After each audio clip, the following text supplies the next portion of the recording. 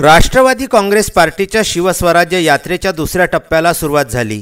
ही यात्रा जनतेच्या भेटीगाठी घेत यवतमाळ जिल्ह्यातील पुसद येथे जात असताना महागाव तालुक्यातील हिवरा संगम येथे या यात्रेचे फटाक्याच्या आतिषबाजीमध्ये व जल्लोषात स्वागत करण्यात आले। रयतेच्या राज्यासाठी शिवस्वराज्य यात्रा ही बिरुदावली घेऊन राष्ट्रवादी काँग्रेस पार्टीच्या वतीने महाराष्ट्रातील जनतेच्या समस्या जाणून घेण्यासाठी व त्यांची भेट घेण्यासाठी खासदार डॉक्टर अमोल कोल्हे यांच्या नेतृत्वामध्ये शिवनेरी गडावरून ही यात्रा काढण्यात आलेली आहे। या यात्रेचा दुसरा टप्पा हा विदर्भामध्ये असून ही यात्रा यवतमाळ जिल्ह्यात दाखल झाली। पुसद येथे जात असताना महागाव तालुक्यातील हिवरा संगम येथे या शिवस्वराज्य यात्रेचे प्रचंड जनसमुदायाच्या उपस्थितीमध्ये व फटाक्यांच्या आतिषबाजीत स्वागत करण्यात आले।